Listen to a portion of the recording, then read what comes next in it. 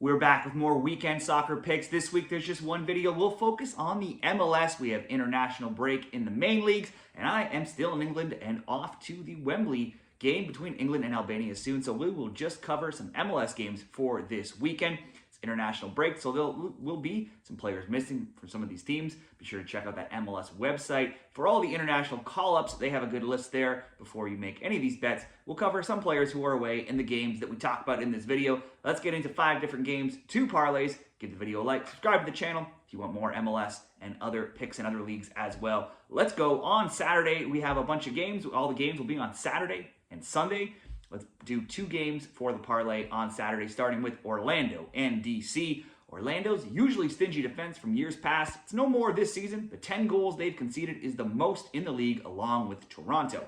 Now their scoring, though, they have 9 goals. That's tied for the second most, only behind Philly's 11. Their scores have been a 4-2 loss, 4-2 win, 2-1 loss, 2-2 draw last week. Their 2 home games this year both saw 6 goals. They'll be at home here. Orlando's XG numbers are both good and bad. They're second best in XG offensively in the East, and they are worse, though, in XGA in the conference as well. They have the 3rd most shots on target in the league, but they've given up the 4th most against. DC's totals are lower. They've scored 6. They've allowed 5. That's still over a goal per game, scoring and allowing in their opening 4. They have a 2-2 draw, 2-2 draw, 2-1 win, and a 0-0 draw. In fact, they didn't lose in the preseason either. If you go back into last year, it's only 2 losses going all the way back to September 1st. Golden Boot winner Benteke is at it again. He has 3 goals in 4 games. Only 2 players have more. Orlando has a player with just as many, though. 3-goal man of their own in Palicic.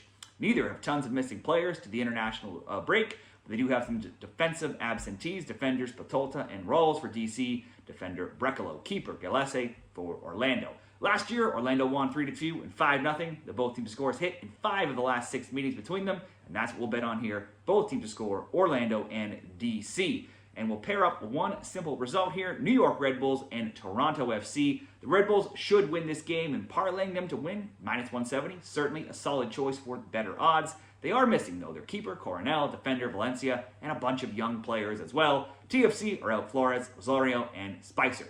Neither is off to a great start this season. New York 1-2-1, Toronto 0-1-3. TFC, along with Orlando, as mentioned earlier, have given up the most goals with 10 so far. If you count all competitions and even the preseason, TFC haven't won in 11 games. They've conceded in 12 of 13 going back to last season as well. This season, they've given up 2, 4, 2, and 2. That's multiple goals in every single game. The Bulls have only won 2 of their past 8 at home, so they've not been a great home team going back into last season if you look at MLS games, but they have scored in 7 straight and 11 of their 12 home games. Last year, New York won 3-0 in MLS, and TFC won in PKs after a 0-0 draw in the Leagues Cup. New York also won another game 4-0.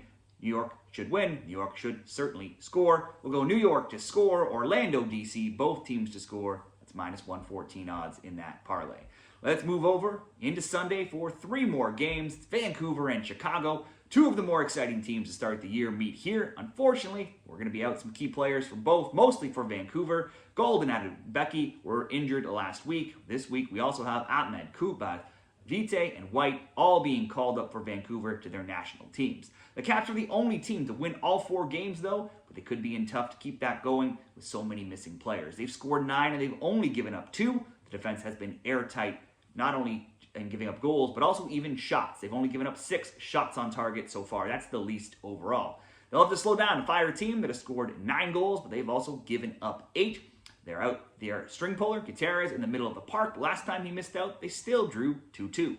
All fire games have been exciting. They have a 4-2 loss, a 2-2 draw, a 3-1 win, and a 2-1 win. They've already equaled last year's road wins with a good result on the road already in their opening games.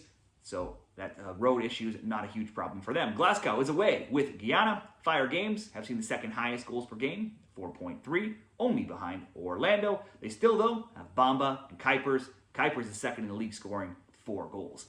With all of Vancouver's players in, I'd like to see a both teams to score bet in this game, but you also can look at the Fire. They're huge underdogs here at +310 odds. And with those good of odds, you can simply just back them to score in a parlay at some decent odds. And that's what I'll do here. Chicago to score. That's over 0.5 goals.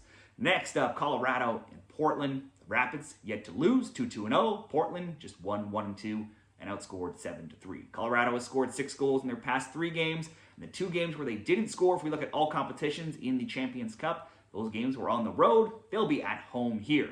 Portland has conceded in 3 of 4 games, in 11 of 12 MLS games going back to last season as well. They also have just 1 win in 10. Colorado is out Frederick and also keeper Stefan. Portland's out their keeper as well in Crepo, plus Araujo and Lassiter. Last year, all the home teams won. 4-1 Portland, 2-1 Colorado in MLS, and 4-0 Portland in the Leagues Cup. I would expect a Colorado win. I would certainly expect Colorado to score. We'll also just back a goal in this game. Colorado to score.